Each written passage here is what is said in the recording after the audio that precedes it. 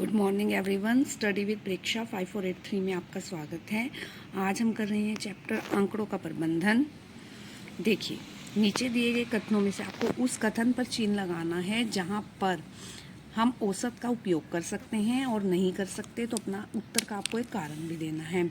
यदि औसतन 3 मजदूर एक कमरा 4 दिन में बनाते हैं तो 6 कमरे 4 दिनों में बनवाने के लिए कितने मजदूरों को काम पर लगाना पड़ेगा। देखिए, 3 मजदूर हैं, कमरा एक है, एक कमरा 4 दिन में बनाते हैं और 6 कमरे बनाने हैं 4 दिन में। तो हम किसका प्रयोग करेंगे? हम इसमें औसत के नियम का प्रयोग नहीं कर सकते, इसमें हम अनुपात के नियम का प्रयोग करेंगे। अनुपात वाला चिन्ह हमने लगाया है, इसमें हम अनुपात के नियम का, कि 4 तो मजदूर हैं, 6 कमरे हमें बनाने हैं, 3 छिके 18, तो हमें अनुपात के नियम का इसमें प्रयोग करना होगा। दूसरा क्वेश्चन, यदि एक परिवार के 4 सदस्यों की लंबाई 3 फुट, 6 फुट, 5.5 फुट और 4.5 फुट है, तो वो औसतन 4.75 फुट की नदी को पार कर पाएंगे? नहीं। इस प्रश्न में औसत ऊंचाई पहले से ही दी हुई है। इस प्रश्न में उसने पूछा है कि क्या वो उस नदी को पार कर पाएंगे। अब जो 3 फुट का है, 4.5 फुट का है, वो सभी तो 4.7 फुट वाली नदी को पार नहीं कर पाएंगे। यहाँ पे आप 4.75 लिखिए, 4.75 फुट वाली नदी को पार नहीं कर पाएंगे क्योंकि वो तो डूब जाएंगे उसमें। ठीक है, तो इसमें हम ये लिखेंगे। ठीक है, इसके बाद एक चाय वाले के यहाँ औसतन एक सप्ताह में 100 लोग चाय पीते हैं। ठीक है, यदि 6 दिन में इतने लोगों ने चाय पी तो 7वें दिन कितने लोगों ने चाय पी होगी। क्या हम इस प्रश्न में औसत का इस्तेमाल कर पाएंगे? हाँ, इसमें हम औसत का प्रयोग करते हैं। इसमें हम कितने लोगों ने चाय पी है निकालने के लिए हम औसत का प्रयोग करते हैं। दैनिक जीवन से आपको एक औसत का उदाहरण देना है। एक व्यक्ति का औसत व्यय, दैनिक व्यय 5,000 रुपये है, कि एक दिन में वो 5,000 रुपये खर्चता है। तो हमने 6 दिन का खर्च दे दिया कि उसने 2,000 खर्चे, 5,000 खर्चे, 3,000 खर्चे, 4,000 खर्चे, 5वें दिन 6,000 खर्चे और 6ठे दिन 7,000 रुपये खर्चे। तो 7वें दिन वह कितना खर्च करेगा? तो पहले हम उसका औसत व्यय निकाल लेंगे हफ्ते का, 5,000 को 7 से गुना करके, उसके बाद इन सबको जोड़कर घटा देंगे तो उसका 7वें दिन का खर्च जो है वो निकल आएगा। अब हम चल रहे हैं आगे। नीचे दिए गए में आपको पहले तो छोटे से बड़े के क्रम में लिखना है। सबसे पहले छोटा, फिर उससे बड़ा, फिर उससे बड़ा, फिर बीच की संख्या जो पूरे समूह का प्रतिनिधित्व करती है उस पर आपको गोला लगाना है। देखिए, आप छोटे से बड़ा लिखिए, 5, 9, 11, 13, 18 और 35। इसमें तो आपके 7 अक्षर हैं, तो बीच का अक्षर जो है आपका वो क्या हो गया? 13। अब इसमें आपने लिखे 2, 5, 7, 8, 9, 11, 12 और 13 अक्षर हैं ये 8। 3 इधर से छोड़ दिए, 3 इधर से छोड़ दिए, बीच का अक्षर हो गया 8 और 9। इसमें जब हमने लिखे तो 5 अक्षर थे, 107, 125, 133, 140 और 151। तो हमारा बीच का अक्षर कौन सा हो गया? 133। क्या घेरा औसत को दर्शाता है? हाँ, दर्शाता तो है, लेकिन हम इसको कह सकते हैं कि ये लगभग औसत को दर्शाता है, पूरी तरह से औसत को नहीं दर्शाता। आगे चलते हैं। मीना, यदि दिए गए आंकड़े ये हैं तो इसका बहुलक, माध्यक और माध्यिका ज्ञात करनी है। तुम कैसे निकालोगे? रीमा, पहले मैं उनको आरोही क्रम में लिखूंगी। आरोही मतलब छोटे से बड़े में।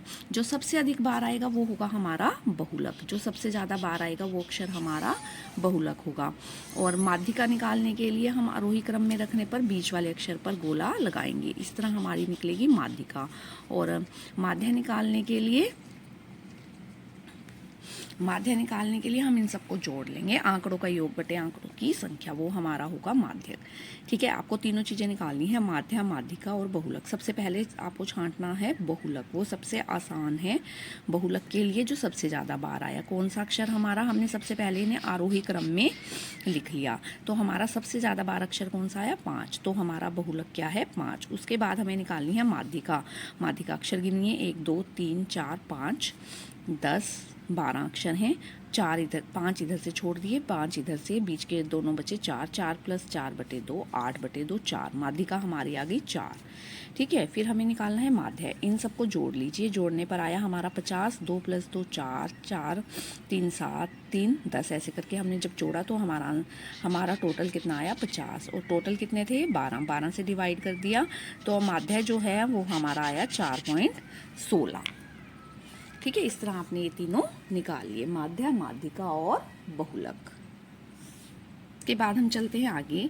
नीचे तीन पार्टियों में आए लोगों की उम्र से संबंधित आंकड़ा दिया गया है। दोस्तों से चर्चा करो कि उम्र बताने के लिए कौन सी संख्या उपयुक्त रहेगी। एक उम्र का प्रतिनिधित्व करने के लिए, उदाहरण के लिए पार्टी बी में आए हुए लोगों की ज़्यादातर 13 है, तो 13 से इसका प्रतिनिधित्व किया जा सकता है। क्या उम्र 13 वाले पार्टी में व्यक्तियों की उपस्थिति सर्वाधिक है? उम्र 13 इस पार्टी का बहुलक भी है। अब हमने पार्टी ए में देखिए, आप ध्यान से जब आप देखेंगे, पार्टी ए में जब आप ध्यान से देखेंगे तो 13 आपको 5 बार दिखाई देगा, 14 भी आपको 5 बार दिखाई देगा। तो बहुलक क्या हो गया? जो बीच वाला अक्षर है, माध्यिका अगर हम निकाल लें वही इसका बहुलक भी है। 13 + 14 13.5, 2 से भाग कर दिया, 13.5। बी में बहुलक से निकाला है कि 13 बहुत बार आया है, तो 13 जो है वो इसका सही प्रतिनिधित्व करता है। अब इसमें कम ज़्यादा हो रहे हैं, ठीक है ना, इसमें कम ज़्यादा हो रहे हैं तो औसत निकाल सकते हैं, मतलब माध्य है। इन सबको जोड़कर आप जितने अक्षर हैं उससे डिवाइड कर दीजिए। देखिए 1 2 3 4 5 6 7 8 9 10। वैसे तो ये देखिए आरोही क्रम है, छोटे से बड़े में लिखे गए हैं आरोही क्रम में, तो इनको जोड़ना भी आसान है। 19 और 11 को जोड़ लीजिए, 18 और 12 को जोड़ लीजिए, 18 और 17 और 13 को, 16 और 14 को, 15 और 10 ऐसे ही, ठीक है। उसको आप 10 से डिवाइड कर दीजिए तो आपका जो है वो बहुलक आ जाएगा 14.5। या बीच वाले अक्षर भी आप ले सकते हैं, दोनों बटे 2 करके भी आपका बहुलक सही आएगा, ठीक है। तो आपने कैसे ज्ञात किया? माध्यिका से। ए में हमने माध्यिका निकाली, बी में हमने बहुलक निकाला, सी में बहुलक या माध्यिका, दोनों से आप आंसर सही निकाल पाएंगे, ठीक है।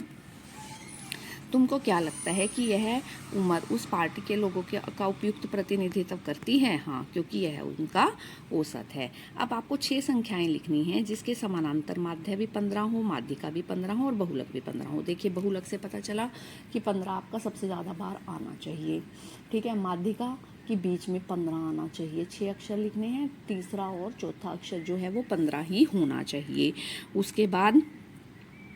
उसके बाद आपको निकालना है माध्य, तो साइड के अक्षर आप चेंज कर सकते हैं। देखिए बहुलक जब हम निकालते हैं तो सबसे पहले हमारा जो है 6 संख्याएं हमें लिखनी हैं जो जिसके माध्य भी 15 होना चाहिए, माध्यिका भी 15 होनी चाहिए और बहुलक भी 15 होनी चाहिए। इसके आपके बहुत सारे आंसर हो सकते हैं। देखिए मैंने आपको लिख के दिखाए हैं।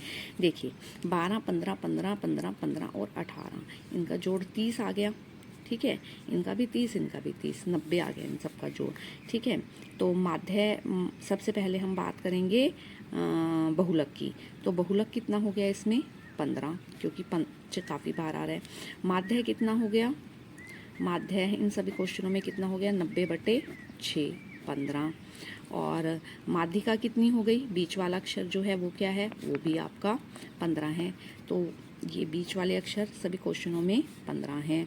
तो इस तरह आपके बहुत सारे आंसर हो सकते हैं। क्या इस प्रश्न के बहुत से उत्तर हो सकते हैं? हाँ, इस प्रश्न के बहुत से उत्तर हो सकते हैं। इसके बाद हम चलेंगे नेक्स्ट पर। उसने दिया है, देखिए सबसे अधिक भार किस छात्र का है? जब हम इस क्वेश्चन में देखेंगे सबसे अधिक भार कौन से छात्र का है? छात्र नंबर 20 का। सबसे अधिक भार कौन से छात्र का है? हमारे छात्र नंबर 20 का, ठीक है। अधिकतर बच्चों का भार कितना है? ज़्यादातर बच्चों का भार कितना है? ज़्यादातर बच्चों का भार जो है वो 17 के आसपास आएगा बीच में, क्योंकि बीच में 17 है, ठीक है। तो अधिकतर बच्चों का भार कितना है? अगर ज़्यादातर बच्चों का देखें तो हमारा 15 रिपीट हो रहा है, तो अधिकतर बच्चों का भार जो है वो 15 है। सबसे अधिक और सबसे कम भार में कितने का अंतर है? 21 में से 13 गए, 8 किलोग्राम का अंतर है तुम्हारे और तुम्हारे मित्र का। मेरा भार जो है 20 है, मेरे मित्र का भार 17 है, तो अंतर कितने का हो गया? 3 किलोग्राम का। छात्रों का औसत क्या है? औसत इन सबको जोड़ लीजिए, इन सबको आप जोड़ लीजिए। 344 आया, 20 से भाग कर दिया, 17.2, तो औसत कितना है? 17.2 है, ठीक है। आगे चलिए। नीचे दिए गए आंकड़ों में माध्यिका और बहुलक दिए गए हैं। जांच करो ये गलत हैं या सही है। यदि गलत हैं तो उन्हें आपको सुधार कर लिखना। देखिए हमने जब इनको एंडिक ऑर्डर में लिखना, बढ़ते क्रम में लिखा, तो 32, 32, 34, 35, 35, 38 और 42 बहुलक जो ज़्यादा बार है। 35 और 32 जो हैं हमारे बहुलक हैं। और माध्यिका जो बीच वाला अक्षर है, 1 2 3, 3 इधर से छोड़ दिए, 3 इधर से, बीच का अक्षर हमारा क्या बचा? 35। 35 जो है वो हमारा बहुलक है। ठीक है, 35 हमारा बहुलक है। तो क्या ये सही है? नहीं, ये गलत है। जो इसने हमें दिया था 45 और 32 वो सही है? नहीं, वो गलत है। इनके लिए आपको 3 संख्याएं बतानी हैं जिसमें माध्यिका बड़ी हो। अब देखिए, बीच वाला अक्षर जो है वो बड़ा होना चाहिए और इन दोनों का जोड़ जो है उससे कम आना चाहिए। 2, 8 और 10। ठीक है, माध्यिका हो गई 8, जब इनको जोड़ा 20, माध्य 10 और 10 20, 20/3 6.66। इन संख्याओं की आपकी माध्यिका माध्य से कम हो। 2 2 6, बीच वाला अक्षर जो है वो छोटा रखो। 2 2 6, 6 और 2 8 और 2 10, 10/3। माध्य हो गया 3.3 और माध्यिका हो गई 2। माध्यिका माध्य के बराबर हो, बीच वाली हो गई 15 और इन दोनों अक्षरों का जोड़ भी उतना ही आना चाहिए। 20 और 10 30, मतलब 15। माध्यिका हो गई 15, माध्य हो गए 45/3 15। अगर आपको वीडियो पसंद आई तो आप चैनल को ज़रूर सब्सक्राइब कीजिए, बेल आइकन दबा दीजिए ताकि आगे आने वाली वीडियो की नोटिफिकेशन आ सके। Thanks for watching, thanks for liking, thanks for sharing also.